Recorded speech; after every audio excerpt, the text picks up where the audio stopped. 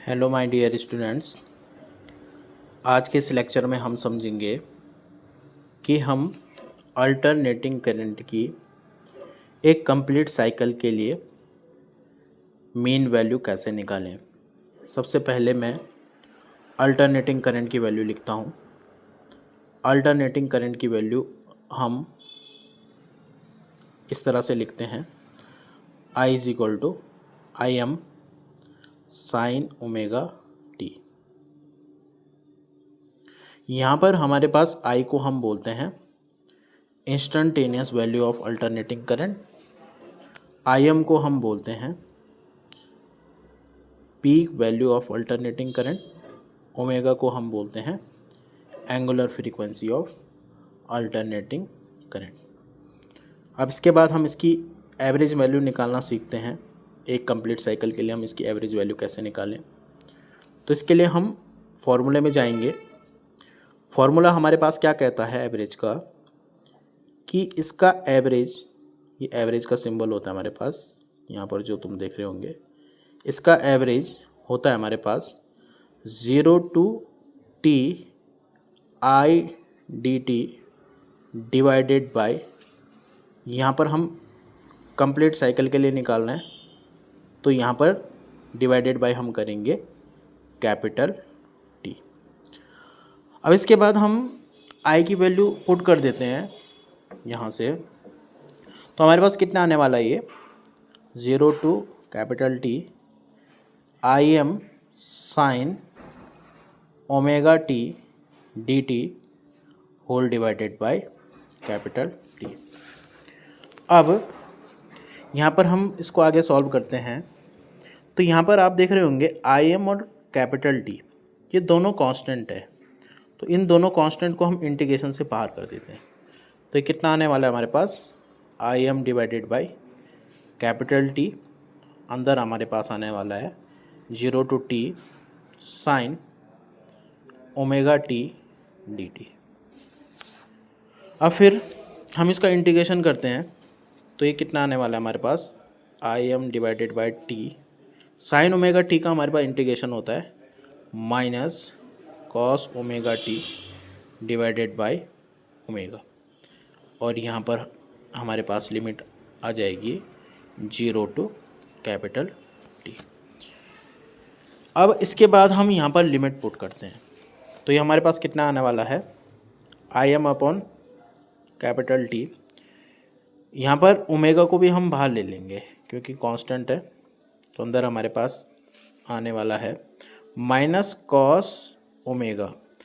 इस small T के जगह हम लिमिट पुट करते हैं, तो स्मॉल टी के जगह पहले हम अपर लिमिट रखेंगे इसकी, तो अपर लिमिट कितनी है, कैपिटल टी माइनस, फिर अंदर हमारे पास आ जाएगा माइनस कॉस ओमेगा इंटू, अब स्मॉल टी के जगह हम लोअर लिमिट रखेंगे, तो लोअर लिमिट कितनी है इसकी 0 है, तो कितना आ जाएगा ये कॉस पूरा आ जाएगा हमारे पास 0 और ब्रैकेट क्लोज।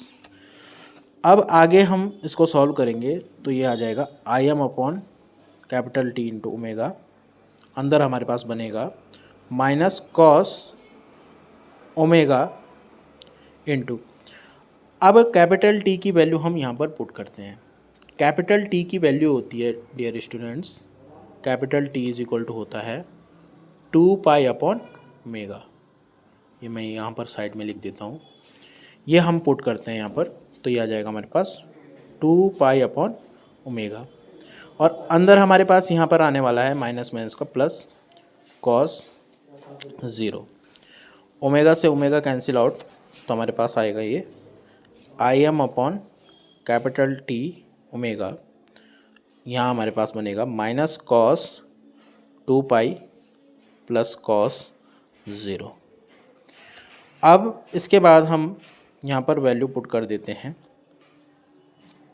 कॉस 2 पाई की, तो कॉस 2 पाई की वैल्यू हम कैसे यहाँ पर निकालते हैं, इसके लिए बच्चों एक छोटी सी फॉर्म आपको याद रखनी है।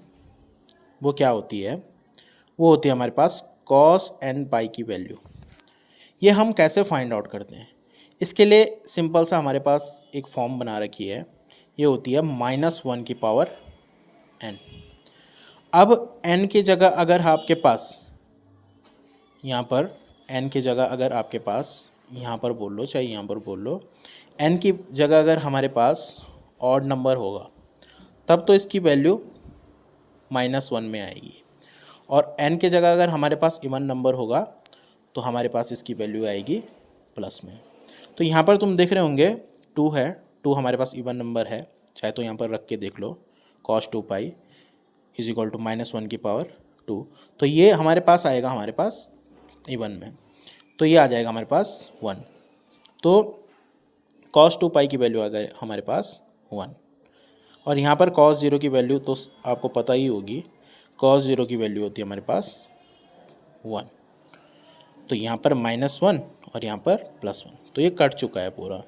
तो हमारे पास इस तरह से I की जो एवरेज वैल्यू आ गई वो हमारे पास पूरा कितना आ गया 0।